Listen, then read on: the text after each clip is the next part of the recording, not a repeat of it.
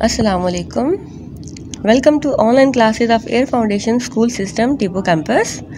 This is book for the Air Foundation publications and the grade 7 and science. I'm your science teacher.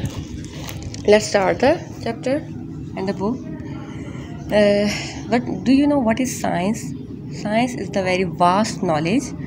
Science क्या है? Science एक बहुत ज़्यादा वसी knowledge है, ठीक है। और इसकी 3 ब्रांचेस हैं, बायोलॉजी, फिज़िक्स, केमिस्ट्री। और जो टॉपिक हम लोग स्टार्ट करने लगे हैं, जो चैप्टर, वो बायोलॉजी की ब्रांच से बिलोंग करता है। Let's start. The first chapter is our self. Our self, in ourselves we study the human organs, all the human organs of our body and transportation system in the human body. Human organs बहुत सारे होते हैं। हमारा stomach हो गया, हमारी small intestine हो गया, large intestine, kidney, what ever. And the second is transportation system. इसमें हम ब्लड के बारे में पढ़ते हैं, हमारे ब्लड सर्कुलेशन के बारे में, सर्कुलेटरी सिस्टम।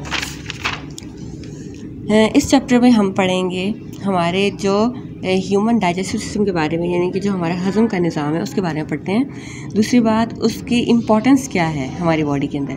तीसरी बात, हम इसमें ये पढ़ेंगे कि मैकेनिज़्म क्या है रिस्पायरेशन का, यानी सांस लेने का जो हमारा निज़ाम है उसके बारे में।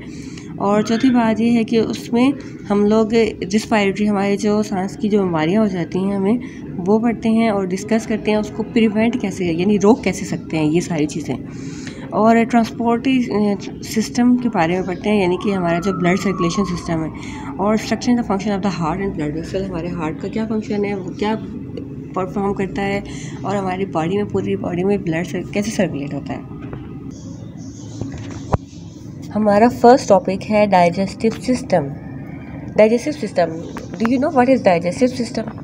डाइजेस्टिव सिस्टम क्या होता है कि जो हमारा हज़म का निज़ाम होता है उसको हम डाइजेस्टिव सिस्टम कहते हैं।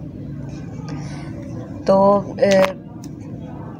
हमारी बॉडी में बहुत सारे ऑर्गन्स होते हैं, ठीक है, जो हम डिफरेंट फंक्शंस परफॉर्म कर रहे होते हैं। और बॉडी लाइक डाइजेस्टिव, हमारी बॉडी में बहुत सारे सिस्टम काम कर रहे हैं, ठीक है, और हर सिस्टम का एक डिफरेंट काम है। जैसे डाइजेस्टिव सिस्टम है, उसका काम है हज़म करना। रिस्पायरेटरी सिस्टम है, उसका काम है सांस लेना और मतलब एयर का एक्सचेंज करना, यानी कि कार्बन डाइऑक्साइड बॉडी से बाहर लेके आना और ऑक्सीजन अंदर लेके जाना। और एक और सिस्टम है सर्कुलेटरी सिस्टम, जो जिससे हमारे ब्लड की सर्कुलेशन होती है, ठीक है। इस तरह बहुत सारे सिस्टम है बॉडी में। तो पहला जो पढ़ेंगे वो है डाइजेस्टिव सिस्टम, और रिस्पायरेटरी सिस्टम भी है। और डाइजेस्टिव सिस्टम जो है वो हमें फूड को डाइजेस्ट करने में हेल्प करता है, ठीक है।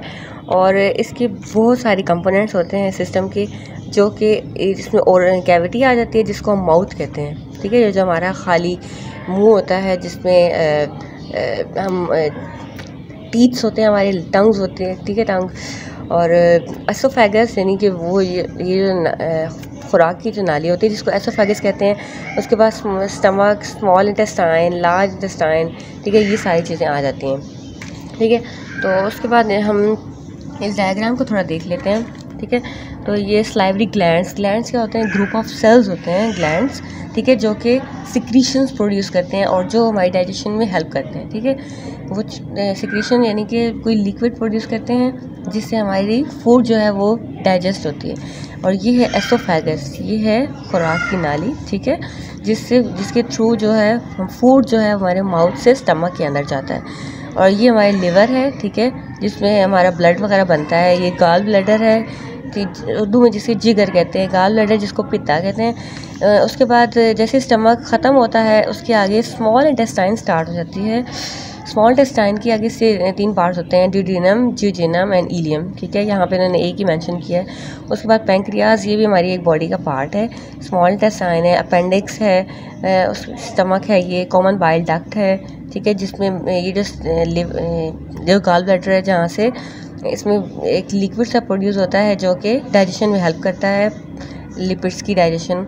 पेंक्रियाज है, this is also the body part which also help in the digestion.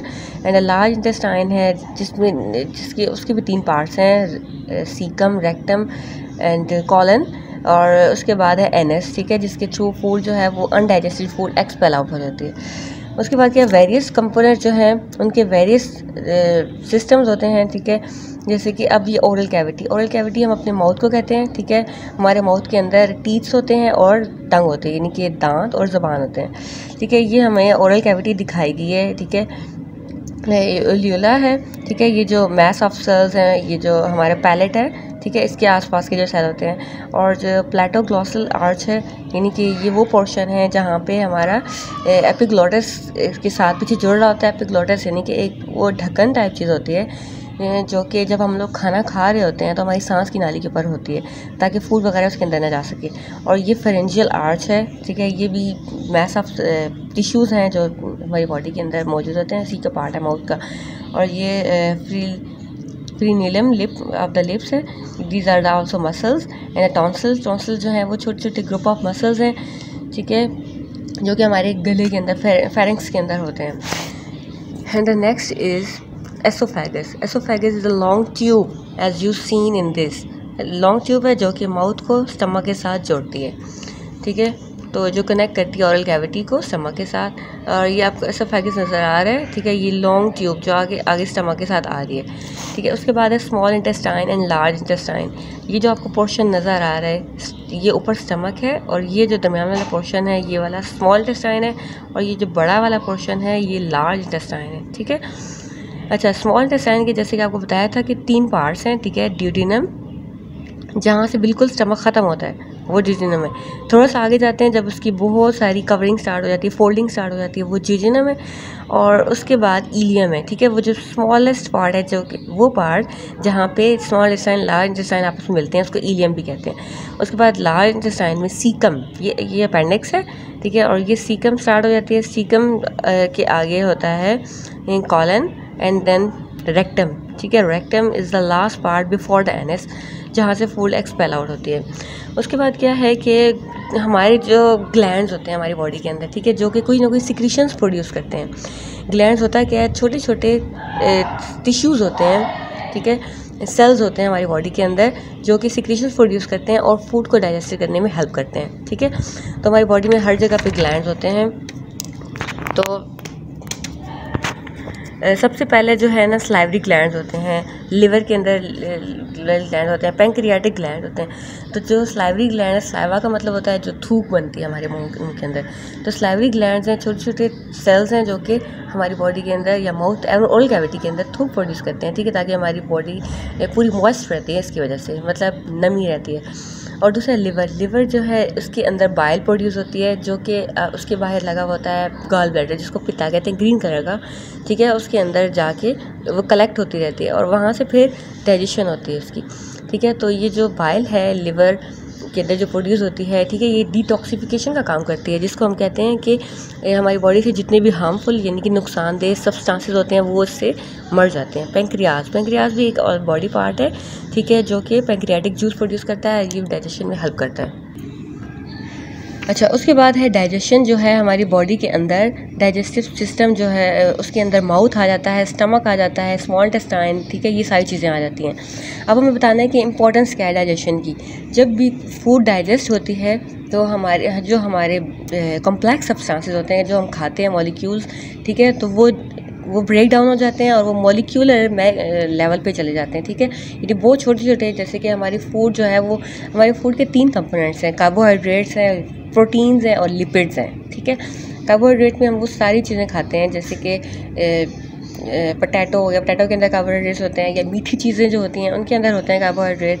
और प्रोटीन्स जो हैं, प्रोटीन हमारे मिल्क के अंदर हमें मिलता है प्रोटीन, उसके अलावा मिल्क के अंदर, मीट के अंदर, ठीक है, फ़िश के अंदर, ये जो चीज़ें होती हैं गोश्त वाली चीज़ें, ठीक है, दूध, अंडे, दही, मतलब इस तरह की चीज़ें जो होती हैं। और दूसरी चीज़ है लिपिड्स जो है हमारी फैटी एसिड्स होते हैं, ठीक है, जो हमारी चिकनाई वाली चीज़ें होती हैं उसके अंदर होते हैं लिपिड्स, ठीक है। तो जो कार्बोहाइड्रेट्स हैं वो जब ब्रेक डाउन होते हैं, जब उनकी डाइजेशन होती है तो वो ब्रेक डाउन होकर वो कन्वर्ट हो जाते हैं ग्लूकोज, फ्रुक्टोज में, जिससे हमें एनर्जी मिलती है। और जो प्रोटीन है वो अमाइनो एसिड्स में कन्वर्ट हो जाते हैं। अमाइनो एसिड, प्रोटीन के टूटने से अमाइनो एसिड्स बनते हैं, जिससे हमें फिर उसके बाद एनर्जी मिलती है, ATPs मिलते हैं। और जिस बात है लिपिड्स, ठीक है, चिकनाई वाली चीज़ें, तो वो टूट जाते हैं और उससे हमें फैटी एसिड्स और ग्लिसरॉल वगैरह मिलते हैं। अच्छा, इसकी बहुत ज़्यादा इंपॉर्टेंस है क्योंकि डाइजेशन जब होगी तो हमारी बॉडी के अंदर एनर्जी प्रोड्यूस होगी, जिसकी वजह से हमें हेल्प मिलती है इन एक्टिविटीज़ परफॉर्म करने में। ठीक है, तो हमारी बॉडी के अंदर अगला हमारा टॉपिक है कि various type of the food. ठीक है, बहुत सारे टाइप के फूड्स होते हैं। ठीक है, जो कि जैसे कि फ्रूट्स हो गया, वेजिटेबल हो गया, मीट हो गया। ठीक है, ये सारी चीज़ें, ये सारे मेन कंपोनेंट्स हैं फूड के। ठीक है, और उसमें लिपिड्स, प्रोटीन्स और कार्बोहाइड्रेट, ये तीनों मेन चीज़ें होती हैं। हर एक चीज़ में ये तीनों चीज़ें होती हैं। ठीक है, और हमारी बॉडी की डाइजेशन भी इन्हीं हिसाब से, इन्हीं रेशियोज से होती है। ठीक है, और डिफरेंट पार्ट जो है डाइजेस्टिव सिस्टम के वो स्पेसिफिक होते हैं डिफरेंट फूड को डाइजेस्ट करने के लिए। ठीक है, जैसे कि हमारी ओरल कैविटी, जो हमारा माउथ है, वो सिर्फ कार्बोहाइड्रेट को डाइजेस्ट करेगा। ठीक है, यानी कि कार्बोहाइड्रेट ये मैक्रोमोलिक्यूल है। ठीक है, जो कि पोटैटो में होता है और फ्लोर के अंदर होता है, फ्रूट्स के अंदर होता है। ठीक है, मीठी चीज़ों के अंदर होता है। ऐसा करके स्टमक जो है वो हमारी प्रोटीन की डाइजेशन करता है। ठीक है, हमारी जो प्रोटीन कंटेंट हमारी होता है फूड के अंदर, वो स्टमक उसको डाइजेस्ट करता है। ठीक है, और स्टमक के अंदर बहुत सारे एसिड्स प्रोड्यूस होते हैं। ठीक है, पेप्सिन प्रोड्यूस होता है, उसके बाद HCl प्रोड्यूस होता है। ठीक है, पहले तो वो HCl, उसका काम ये है कि जितने भी बैक्टीरिया वगैरह आ गए हमारी बॉडी के अंदर, ठीक है, पहले उसको किल करना है, दैन उसको डाइजेस्ट करना। और स्मॉल इंटेस्टाइन जो है वो इन तमाम चीज़ों की डाइजेशन करता है। ठीक है, कार्बोहाइड्रेट, प्रोटीन और लिपिड्स सब मिला के। ठीक है, उसके बाद है ये ओरल कैविटी डाइजेशन जो होती है। ओरल कैविटी के अंदर वो साइवरी ग्लैंड्स जो होते हैं, वो सेल्स होते हैं छोटे छोटे हमारी बॉडी माउथ के अंदर, जो कि एक लिक्विड प्रोड्यूस करते हैं जिसको स्लाइवा कहते हैं, जिसको उर्दू में थूक कहा जाता है। ठीक है, इसके अंदर इंजाइम्स होते हैं। इंजाइम केमिकल सब्सटेंसेस होते हैं। ठीक है, केमिकल होते हैं जो कि इसका नाम है अल्फा अमाइलेज, जो कि हमारे माउथ के अंदर प्रोड्यूस होता है ताकि वो कार्बोहाइड्रेट को ब्रेक कर सके, क्योंकि डिफरेंट बॉडी ऑर्गन में डिफरेंट डाइजेशन हो रही होती हैं। जितने भी कार्बोहाइड्रेट्स हैं मोस्टली वो हमारे माउथ के अंदर डाइजेस्ट हो जाते हैं। उसके बाद है स्टमक। ठीक है, स्टमक के अंदर जो डाइजेशन होती है, ठीक है, वो स्टमक के अंदर बहुत सारी सिक्रीशन या एंजाइम प्रोड्यूस होते हैं, जैसे पेप्सिन हो गया, गैस्ट्रिक जूस हो गया, HCl हो गया, हाइड्रोक्लोरिक एसिड। ठीक है, ये सारे प्रोटीन को डाइजेस्ट करते हैं। और साथ में इसका ये भी काम है कि इसको किल करना, जितने भी माइक्रो ऑर्गेनिजम्स हमारी बॉडी के अंदर फूड के साथ, कंटेमिनेटेड फूड के साथ आ जाते हैं, उस सबको। The combination of the different type of the secretion of the pancreatic juice. अच्छा, स्मॉल इंटेस्टाइन में जब हमारी स्मॉल इंटेस्टाइन स्टार्ट होती है तो उसके अंदर डिफरेंट जगह से आ रहे होते हैं ऑर्गन्स, मिल रहे होते हैं आगे, जिसमें पैंक्रियाज आ जाता है, बाइल आ जाती है। ठीक है, तो इन सब की डाइजेशन जो ऊपर वाले पोर्शंस में हमारी डाइजेशन रह जाती है, फिर वो स्मॉल इंटेस्टाइन में आके होती है। ठीक है, तो इसके डिफरेंट एंजाइम्स होते हैं जो कि लिपिड्स को ब्रेक डाउन करते हैं, कार्बोहाइड्रेट को, प्रोटीन को, जो अनडाइजेस्टेड रह जाता है। अच्छा, उसके बाद कुछ डिजीज़ भी हो जाती हैं हमारे डाइजेस्टिव सिस्टम में। ठीक है, जैसे कि डायस्पेप्सिया हो जाता है, यानी कि इनकम्प्लीट डाइजेशन हो जाती है। ठीक है, हमारी फूड ठीक तरह प्रॉपरली डाइजेस्ट नहीं हो सकती। ठीक है, दूसरी बात है फूड पॉइजनिंग, ओबेसिटी जिसको बोलते हैं, फूड पॉइजनिंग बोलते हैं बदहजमी को, और ओबेसिटी यानी कि मोटापा, और पाइल्स और अल्सर। अच्छा, ये जो पाइल्स हैं इसमें क्या होता है कि स्वेलिंग हो जाती है, यानी कि सूजन हो जाती है हमारी स्मॉल इंटेस्टाइन में, लार्ज इंटेस्टाइन के कुछ पार्ट्स में। ठीक है, और उससे अगला है अल्सर। अल्सर क्या होता है, स्टमक के अंदर ज़ख्म बन जाता है जिसको हम अल्सर कहते हैं। ठीक है, एसिडिटी इतनी ज़्यादा होती है ना इसके अंदर, तेज़ाबियत जिसको कहते हैं। ठीक है, जिसकी वजह से बहुत ज़्यादा स्टमक के अंदर प्रॉब्लम हो जाती हैं। ठीक है, उसके बाद है reason for the diarrhoea and constipation. ठीक है, अब पहले बताना है कि डायरिया क्या होता है और कॉन्स्टिपेशन क्या होता है। कि हमारी लार्ज इंटेस्टाइन का एक पार्ट है जिसको कॉलन कहते हैं, जिसके अंदर उसका काम है कि वाटर एब्जॉर्ब करना, मिनरल एब्जॉर्ब करना। ठीक है, समटाइम ये होता है कि जो हमारे जो कॉलन है वो ठीक तरह से वाटर एब्जॉर्ब नहीं कर पाता। ठीक है, जब ठीक तरह से नहीं कर पाता तो हमारा जो पानी है, जब हम पी रहे होते हैं, ठीक है, हमारे जिस्म का हिस्सा होता है, ठीक है, वो भी हमारे फीसेस के साथ यानी स्टूल के साथ, जिस वेस्ट के साथ वो बाहर निकल आता है। ठीक है, जिसको हम डायरिया कहते हैं या लूज मोशन भी कह सकते हैं। ठीक है, और उसके बाद ये समटाइम क्या होता है कि वो बहुत ज़्यादा एब्जॉर्ब कर लेता है, हालांकि करना तो चाहिए कि मतलब प्रॉपर अमाउंट में करना चाहिए, लेकिन समटाइम वो फंक्शन परफॉर्म नहीं कर पाता। ठीक है, तो जो हमारी फीसेस है यानी कि स्टूल है वो हार्ड हो जाता है। ठीक है, जिसकी वजह से वो उसको बाहर निकलने में डिफ़िकल्टी होती है। ठीक है, और इसको हम कॉन्स्टिपेशन कहते हैं, यानी कब्ज़। ठीक है, कब्ज़। अच्छा, उसके बाद क्या है डायरिया। इसको डायरिया यानी कि लूज मोशन अगर हो जाए तो हम उसको प्रिवेंट कैसे करेंगे। ठीक है, हम अपने हाथ थॉरोली धोने चाहिए। ठीक है, आफ्टर गोइंग टू टॉयलेट और समथिंग डू ठीक है, कुछ भी करने के बाद, ठीक है, और ईटिंग बिफोर ईटिंग, ठीक है, खाना खाने से पहले, और साफ़ सुथरा फूड खाएं, कंटेमिनेटेड नहीं होना चाहिए, ठीक है। और तीसरी बात, हमें अनकुक फूड को अवॉइड करना चाहिए, यानी कि कच्ची चीज़ें मत खाएं, ठीक है, उसको प्रॉपर पका के खाएं। उसके बाद है प्रिवेंशन फॉर द कॉन्स्टिपेशन, यानी कि अगर कब्ज़ वगैरह हो जाए तो फिर हमें उसके लिए क्या करना चाहिए, क्या करना चाहिए, ठीक है। तो ईटिंग हाई डाइट इन फाइबर, यानी कि ऐसा फूड इस्तेमाल करना चाहिए जिसमें फ़ाइबर ज़्यादा होता है, ठीक है। फ़ाइबर क्या होता है, ये प्लांट मटेरियल है, ठीक है, जो कि हमें फूड के साथ मिलता है। अच्छा, यूजिंग मोर बीन्स, यानी कि दालें और नट्स, ठीक है, ग्रीन वेजिटेबल्स डाइट में ज़्यादा इस्तेमाल करनी चाहिए, और फ्रूट ज़्यादा खाने चाहिए, एक्सरसाइज करनी चाहिए, और ड्रिंकिंग प्लेंटी ऑफ वाटर, यानी बहुत ज़्यादा पानी पीना चाहिए ताकि हमारी बॉडी के अंदर जो कमी हो गई है और जो कॉलन ने सारा एब्जॉर्ब कर लिया है वो बॉडी में रिस्टोर हो सके, और जो हमारे फीसेस हैं वो आराम से पास हो सकें। Thank you so much. This is हमारा साइंस लेक्चर था, ठीक है, और अल्लाह हाफिज़।